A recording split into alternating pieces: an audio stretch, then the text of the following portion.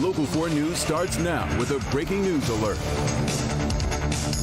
And that breaking news happening on Detroit's west side, where an officer with Detroit Public Schools has died after responding to a fight near Henry Ford High School. The officer was rushed to the hospital earlier this afternoon after being injured near Vaughn and Trojan, not far from the high school. Home surveillance video shows a group of students and several police officers on the scene. But Detroit police not saying much about the incident tonight, other than to say that the officer's death is being investigated as a homicide to determine whether foul play was involved. The school district says the officer was a 30-year veteran.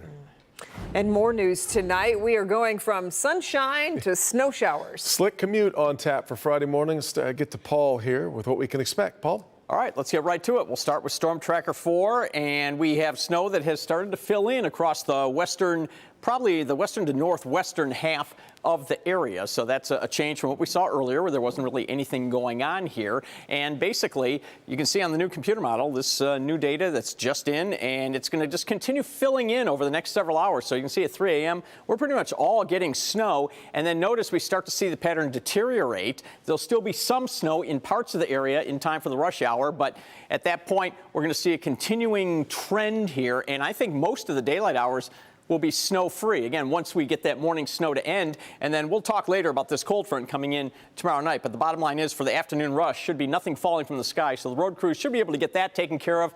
It's just a matter of that morning rush hour. I think a lot of us are not even going to get to an inch tomorrow, but the northwestern half of the area, perhaps a little over an inch to an inch and a half. So for the kids on the school bus, snow and snow showers possible in the morning, 27, afternoon 36, mostly cloudy and dry, and not much wind tomorrow, so not much wind chill.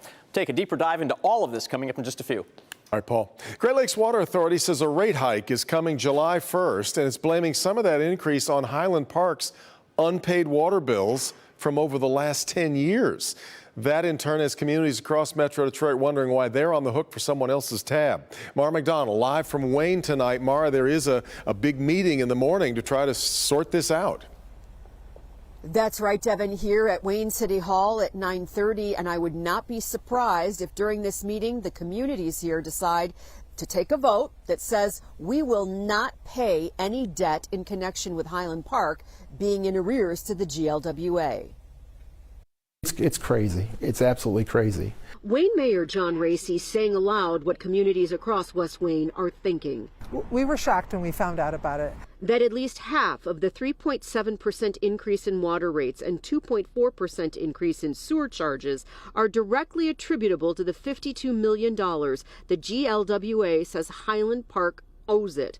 The city and the authority are in the middle of litigation over 10 years of non-payment. Friday, 18 West Wayne communities are having a meeting with the GLWA, and they have a whole lot of questions. Trying to figure out what's really going on. I mean, why are we paying other communities' bills? I mean, that's number one question. How did they come up with the formula? Why is this happening? I mean, it's not right. Analysis done by the Conference of Western Wayne has those communities footing 73% of the Wayne County allocation of this debt. Canton residents should not be paying Highland Park's debt. Neither should other Wayne County residents be paying Highland Park's debt. The state should step in and intervene. Back here live, already leaders across Western Wayne have sent letters like this one to Governor Whitmer, saying essentially this is unfair and the state does need to intervene. We're live in Wayne tonight. I'm Mara McDonald, Local 4. Okay, Mara. Tonight, the U.S. making efforts to help Ukraine as the war enters its third week. Just moments ago, the Senate gave final approval to a $13.6 billion emergency package of military and humanitarian aid for Ukraine and its European allies. The approval comes as Ukrainian and Russian diplomats failed to reach a deal on a ceasefire again today as attacks on civilians are escalating. Ukraine says 3 people were killed, including a child, by a Russian airstrike that hit a maternity hospital. Also, U.S. intelligence officials warn Russia could be preparing to use chemical or biological weapons against Ukraine. Increasingly concerning rhetoric that may be construed as, once again, Moscow projecting onto others what it has intended to do all along. They not only have the capacity, they have a history of using chemical and biological weapons, and that in this moment we should have our eyes open for that possibility. Meanwhile, Vice President Harris is working to smooth over a disagreement about helping Poland deliver fighter jets to Ukraine and is embracing calls for a war crimes investigation. Gas prices are still going up. A lot of people are changing their habits now to save. AAA says the price of a gallon of gas hit a new high today, $4.31 a gallon, up 7 cents from just yesterday when prices also hit a record. Here in Michigan, the average price $4.26 a gallon. Gas Buddy predicts the increases may slow because cost of a barrel of oil did drop this week. A new survey from AAA found nearly 60% of Americans are going to make changes to their driving habits or their lifestyle to try to offset the increases. If you live in Oakland County, you are already well aware construction season is underway with work resuming on I-75. Well, now the orange barrels coming to Macomb County. Jason Colthorpe live along M59 tonight with a massive project that will soon start back up again there, Jason. Indeed, Kim. The barrels are right here and ready to be deployed.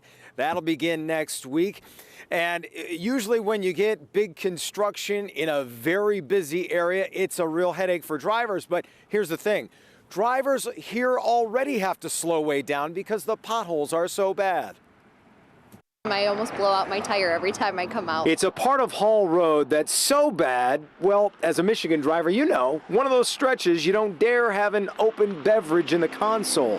One where your eyes are scanning low for potholes and not up high watching traffic. I mean, you kind of slide a little bit, so it's almost unavoidable, and it's always busy out here, so it's really hard to be able to move into another lane and avoid everything. It's also a rude awakening for drivers headed east when they get to Elizabeth Road because that's where the last project ended.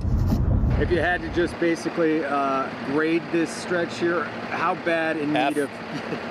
It's been this way for years. Yeah. It's only gotten worse, but you know, it should never have gotten to the point that it is. Tow truck drivers like Randy Sullivan Jr. know this stretch very well. There's been some crashes because of the potholes. Cars start bouncing loose gravel and they'll slide into each other, but mostly blowouts and a couple ball joints here and there. But now the barrels are in place, ready to block some lanes, 2 at a time, for much needed repaving starting next week.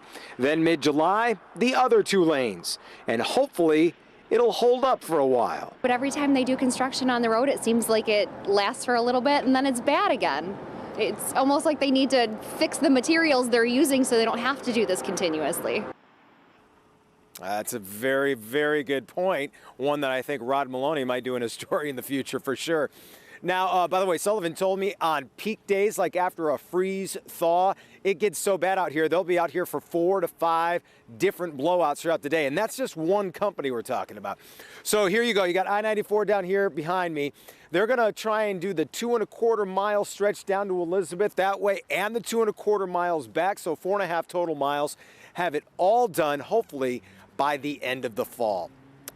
In Macomb County tonight, Jason Colthorpe, Local 4. Done. Okay, Jason, thank you.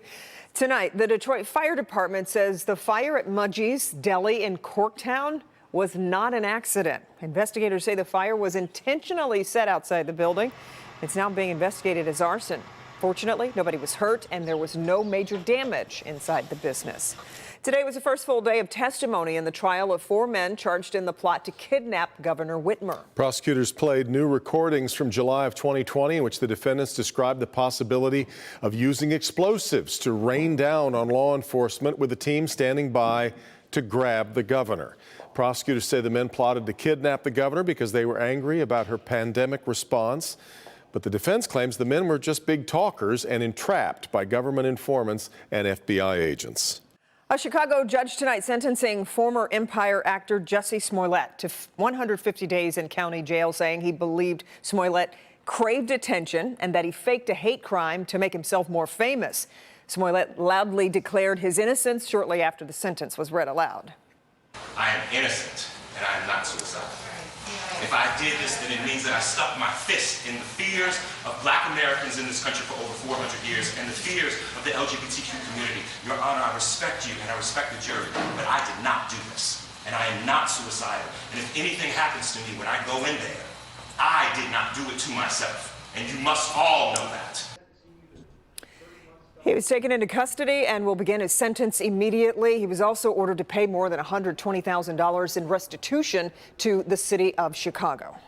Plymouth Canton Schools announcing it has closed its investigation into what caused the district's high schools to be placed on a 4-hour lockdown. That happened back on December 9th when there was a report of a gunman on campus.